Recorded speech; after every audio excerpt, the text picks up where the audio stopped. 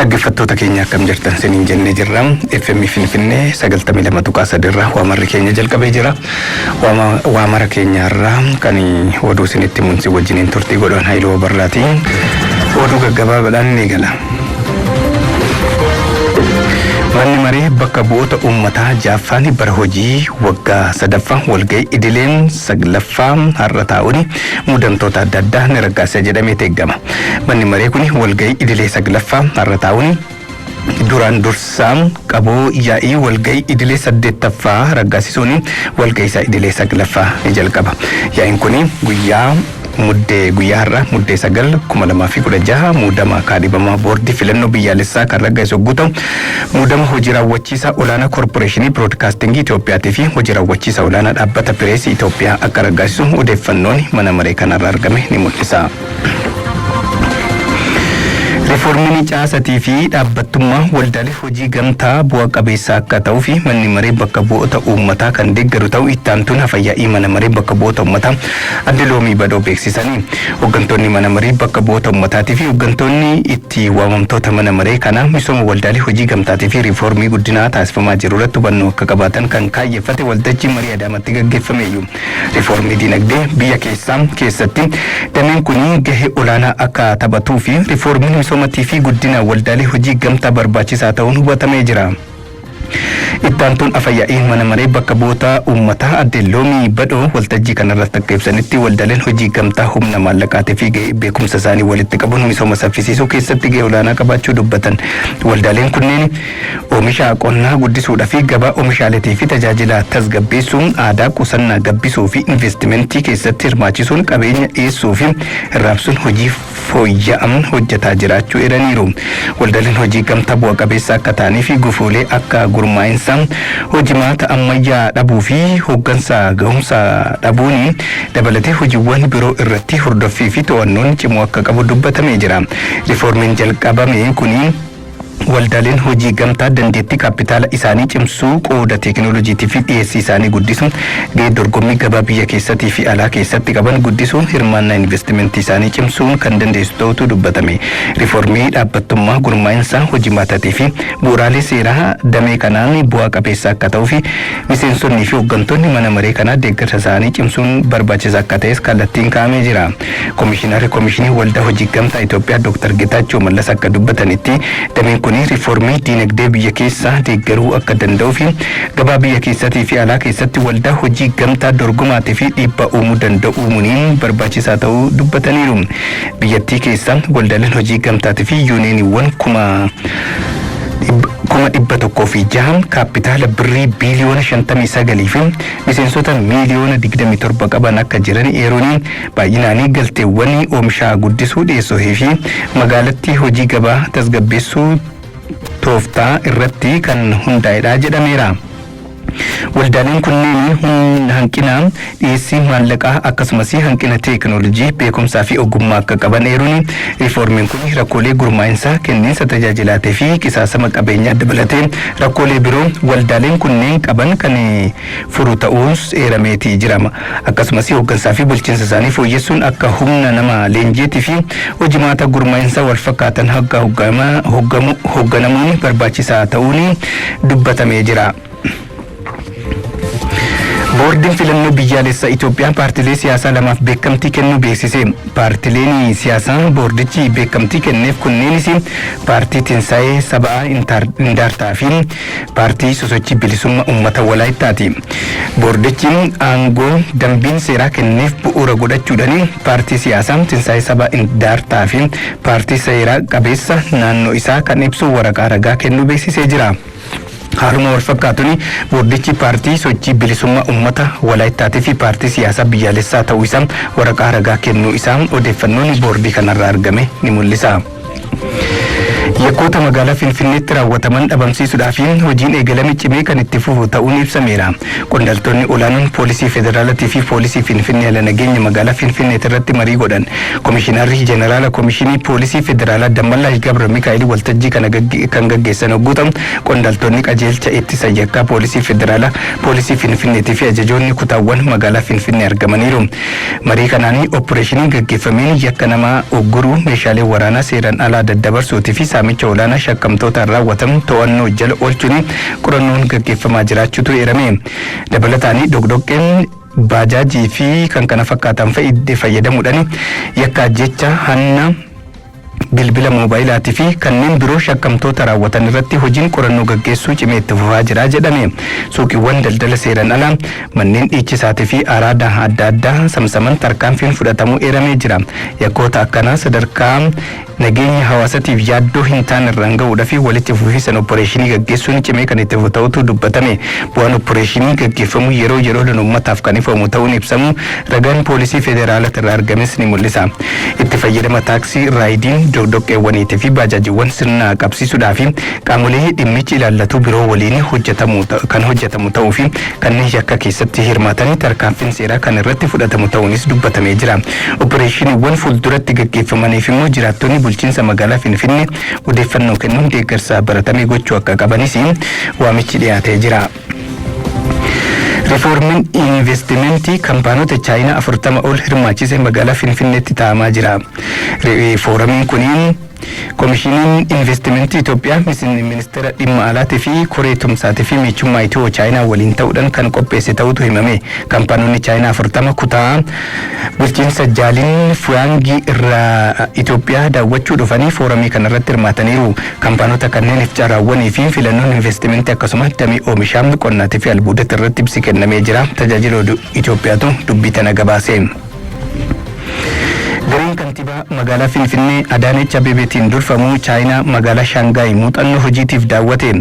Daawwannaa isaaniitiin pilaanii hundeeffamu magaalotaa fi hojiirra oolmaa isaa ijaarsa bu'uuraalee misoomaa akkaataa qubsuma lafaatii fi bulchiinsaa akkasuma akkaataa magaalaa ammayyooftuu ijaaruun danda'amu irratti qondaaltota magaalaa Shaangaay waliin marii bu'a qabeessa gochuun ragaa waajjira kantiibaa magaalaa Finfinneetirraa argannetu gabaase.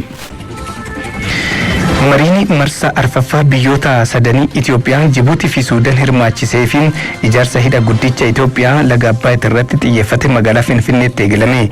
Mariin kuni kaleessa kan eegalame yoo ta'u, ministeera muummee Dr. Abiy Ahimadiitii fi pirezidaant Abdul Fattah Al-Siisii jalqaba ji'a adoolessaatti wal arguun ibsa waloon kennan hordofuun kan taa'amaa jiru akka ta'e tajaajilli oduu Itoophiyaa gabaasee jira. Hooggantoonni biiroo nageenyaatiif tasgabbii naannoo Oromiyaatii fi giddugaleessa Itoophiyaa dhimma nageenyaatii fi tasgabbii bakkeewwan daangaa irratti magaalaa Buttaajiraa irratti mari'ataa jiranii. Kaayyoon marii kanaa dhimmoota nageenyaa irratti qindoominaan hojjechuun nageenya hawaasaa naannawa daangaa jiraatanii eegsisuutii fi nageenya waaraa mirkaneessuudhaaf akka isaan dandeessisu himanii. Marii kanaan fiinxaalessummaa waloon ittisuudhaaf kallattii fuulduraa ni kaa'u jedhamee eegamaa ragaan biiroo kominikeeshinii naannoo giddugaleessa Itoophiyaa irraa argame kan mul'isu. Oomishaa fi oomishtummaa dabaluun qonni biyyattii bu'aa barbaadamu akka argamsiisuu fi sirni daldalaa fooyya'u akka qabu biiroon qonnaa Oromiyaa beeksise. Biiroon kun labsii fi qajeelfama hojii oomisha qonnaa waliigalteedhaan oomishuu jedhu irratti leenjii hubannoo cimsuu qooda fudhattootaa fi magaalaa Adaamaatti kenne. Kana malees labsii lakkoofsa 1289 bara 2015 hariiroo oomisha qonnaa waliigalteen oomishamuu murteessuudhaaf ba'e irratti mari'atamee jira. Labsii kanaan qonni kontiraataan akka hojjetamu kan deeggaru ta'uun himame. Qonnaan bulaatii fi qaama kontiraata fudhatee gidduutti rakkoon yoo uumame itti gaafatamummaa seera yakkaatii fi hariiroo hawaasummaatiif hordofsiisuuf kan gargaaru ta'uunis dubbatamee jira. Gama biraatiin oomishaa fi oomishtummaa dabalu beekumsa, dandeettii fi walitti hidhamiinsa gabaa uumuu keessatti qooda qabaachuus barreeffamni dhiyaate ni agarsiisa. Kiyyaa Buleetu gabaase. FM Finfinnee 92.3 kan caqasaa jirtan dhaggeeffattoota keenya amma oduu bal'inaan qabanne kan jalqabaatti darbina. Oduu bal'inaan qabanne keessa ammoo ministeerri karooratii fi misoomaa sirna karoora tokko gabaasa tokko manneen hojii mootummaa federaalaa hojiirra oolchuudhaaf hojjetaa akka jiru ministeerri karooratii fi misoomaa Dr. Fitsum Asaffaa himanii. Mana maree bakka bu'oota uummataatti koreen dhaabbii dhimmoota karoora baajataatii fi faayinaansii raawwii hojii kurmaana tokkoffaa bara 2016 ministeera karooratii fi misoomaa akkasumas dhaabbilee itti waamama isaanii ministeerichaaf ta'anii gamaggamee jira. Lijaa Lamaa Barraa dabalata qaba. mana maree bakka bu'oota uummataatti koreen dhaabbii dhimmoota karooraa baajetaa fi faayinaansii raawwii hojii kurmaana tokkoffaa bara 2016 ministeera karooraaf misoomaa fi dhaabbilee itti waamni isaanii ministeerichaaf ta'anii gamaggame. Deetaan ministeera karooraaf misoomaa Dr. Namarraa Gabayyoo karooraa ministeerichaa bara 2016 fi raawwii hojii kurmaana tokkoffaa mana maree bakka bu'oota uummataatti miseensota koree dhaabbii dhimmoota karooraa baajetaa fi faayinaansiif dhiyeessaniiru. Miseensonni mana marichaas raawwii hojii ministeerichaa kurmaana tokkoffaa bara 2016 dhiyaateef dhaggeeffachuun gaaffilee garaagaraa gaafataniiru. የእቅድ አንድ ሪፖርት የአሰራር ስርዓት በሁሉም ሴክተር መስሪያ ቤቶች ተግባራዊ እንዲደረግ hojimaanni karoora tokko gabaasa tokko waajjiraalee hunda keessatti hojiirra akka oolu ni eegama. Sirni hojimaata kanaa galma qabamee fiixaan baasu irratti haalli jiru akkamiin madaalame. Dhaabbilee hojimaata kana hin raawwanne irratti hordoffiin taasifamu gama ijaarsa dandeettii fi itti gaafatamummaa mirkaneessuun hanga ammaatti dhimmoota raawwataman irratti ibsi utuu kenname. ሁሉም የሚኒስቴር መስሪያ ቤቶች እና ተጠሪ ተቋማት ተግባራቶቻቸውን ከሀገሪቱ የ10 ዓመት መሪ እቅድ ጋር waajjiraaleen ministeerotaa fi dhaabbilee itti waamamni raawwiin hojii isaanii karoora ijoo biyyattii waggaa 10 waliin bifa wal madaaleen raawwatamaa jiraachuu isaanii fi karoora ijoo waggaa 10 keessa kan boqonnaa duraa waggoota 3 bara 2013 hanga 2015 bu'aa maalii akka fide ciminaa fi hanqina jiru irratti ibsi osoo kenname. Gaaffilee kaaniifis ministeera karooraa fi misoomaa Dr. Fitsum Asaffaa fi daayirekteeronni olaanoon dhaabbilee itti waamni isaanii ministeerichaaf ta'anii deebii kennaniiru. ministeera karooraa fi misoomaa Dr. Fitsum Asaffaa ministeericha dabalatee waajjiraalee ministeeraa fi dhaabbilee itti waamni isaanii waajjiraalee ministeerotaa garaagaraaf ta'an akkasumas waajjiraalee sadarkaa federaalaatti argamanuun hojiileen fayyadamummaa uummataa mirkaneessan hedduun bu'aa olaanaan dabaalamuun kurmaana tokkoffaa bara 2016 keessatti raawwatamuu eeranii milkaa'inni gama qonnaa fi ashaaraa magariisaan argame seenaa biyyattii keessatti kan jalqaba akka ta'e simaniiru. waajjiraalee ministeerotaa fi itti waamni isaanii ministeerotaaf ta'an akkasumas waajjiraalee federaalaa hunda keessatti hojimaata karoora tokko gabaasa tokko hojiirra oolchuun sadarkaa guutuu biyyaatti babal'isuuf hojjetamaa jiras jedhanii Dr. Fitsum Asaffaa. የእቅድ አንድ ሪፖርት አሰራር የስርዓት ግንባታ አካልና የስርዓት ግንባታ ጉዳይ ስለሆነ hojimaanni karoora tokko gabaasa tokko dhimma ijaarsa sirnaa waan ta'eef yeroo tokkotti hojiirra kan oolu akka hin taane hundi keenya iyyuu ni hubanna. Haa ta'u malee haalli irra jirru gaarii waan ta'eef gama kanaan muuxannoo horannu galtee godhachuun guutuu biyyaatti hojiirra oolchuun rakkoo karooraa fi gabaasaan nu mudachaa ture meeshaa ittiin furannu ni taasifna. የ10 ዓመቱ ግን በየዓመቱ ተተንትኖ ያም በየሩብ ዓመቱ የተቀመጠ የሪዛልት ፍሬምወርክ አለ። galmi waggaa 10 waggaaf qoodamee kan waggaas kurmaanaaf qoodamee hojjetamaa jiruun bu'aan argamaa jira. Gabaasa ministeerotaas ta'e waajjiraalee federaalaa irraa nu gahan gamaggamnee dubdeebii kennaa jirra. Akka galmaatti qabannee hojjechaa kan jirru waliin kan wal faallessu hin jiru. Dhimmoonni ijoon qabannee jirru sirnaan raawwatamaa jiru. Bu'uuruma karoora waggaa 10 manni maree bakka bu'oota uummataa raggaaseen hojiirra oolaa jira.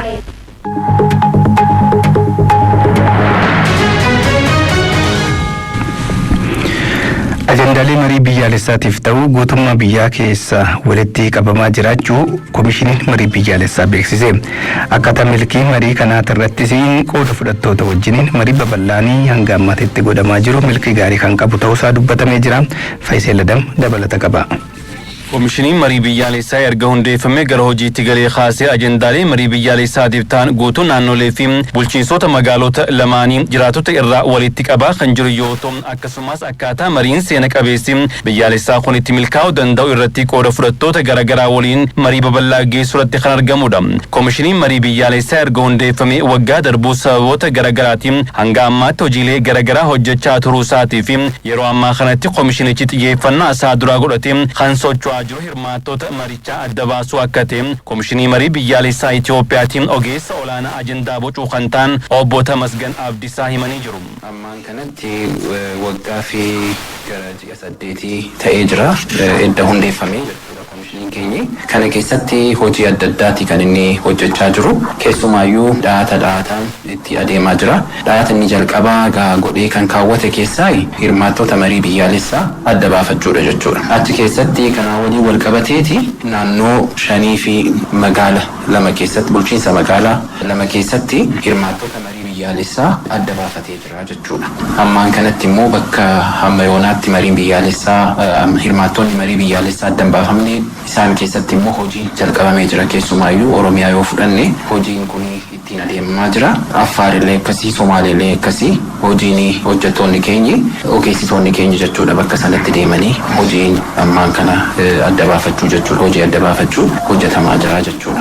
Kaayyoon ijoon mariin biyyaalessaa gaggeeffamuuf mootummaan itti amanee komishinichi akka hundaa'u godhuu irraa kaasee haala adda addaa mijeessaa fi kan jiruu fi wal dhabdee fi garaagarummaa waggootaniif lammiilee biyyattii bira ture marii fi ilaa fi laameen gadi ta'anii dubbii lafatti qabanii mari'achuun adda addummaa uummata gidduu ture yeroo tokkoo fi yeroo xumuraatiif furmaata itti laachuun xiyyeeffannaan lammiilee akkasumas kan mootummaallee misoomaa fi guddina qofa akka ta'uuf misoomaa fi guddinaaf qofa akka ta'uuf yaadameeti kan itti hojjetamaa jiru. Milkaa'ina marii biyyaalessaa kanaatiif immoo komishiniin marii biyyaalessaa ajandaa uumuu irraa kaasee sochii garaagaraa godhaa jiraachuu kaasanii jiru.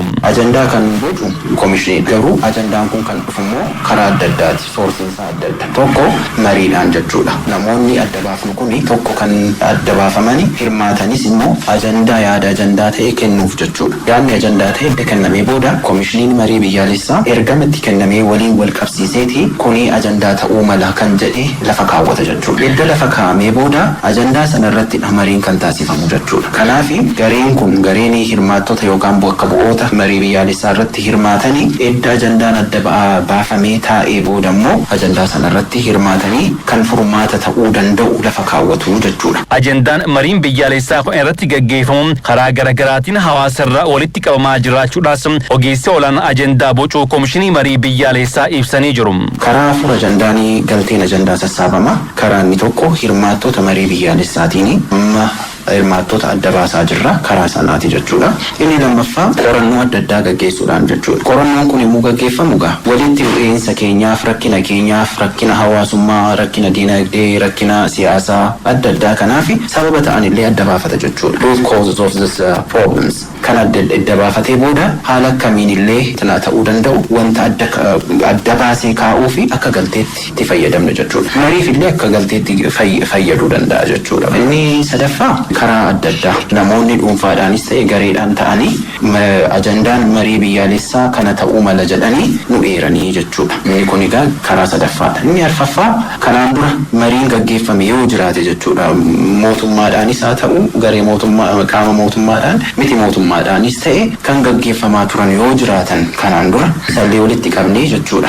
Akka galteetti fudhachuu ni dandeenya jechuudha. Marii biyyaalessaa ammatti biyyattiin gaggeessuuf deemtu kana irratti qaamoleen hawaasaa hundi dhaabbileen siyaasaa fi qaamni dhimmi biyya kanaa na ilaalas jedhu kamiyyuu akka irratti hirmaataniif komishinichi irratti hojjechaa akka jiruu fi hirmaachisummaa marii biyyaalessaa kanaaf xiyyeeffannaan guddaan itti kennamee hojjetamaa jiraachuun obbo Tamasgan Abdisaa ogeessi olaanaan ajandaa bocuu marii biyyaalessaa dubbatanii jiru. Egaa hundumtuu hirmaachuu qabu. Pirinsipiliin marii biyyaalessaa keessaa tokko hirmaachisummaadha. Hunduma kan isaan ilaallatu bakka bu'ummaan akka hirmaatanii jechuudha. Kamiyyuu duubatti hambisuun qabu. Kana walii wal qabatee egaa warri meeshaa kaasanii meeshaadhaan dantaa isaanii eegsisuu barbaadanii yookaanis carraaqii godhaa jiranii akka hirmaatan fedhii fi barbaachisa komishinii kanaati jechuudha. Hin barbaada. Fedhiis qaba. Kana walii wal qabatee hojii adda addaas hojjechaa jira jechuudha. Isaan kun gara negotiation table irratti dhufanii mootummaa waliin illee taa'anii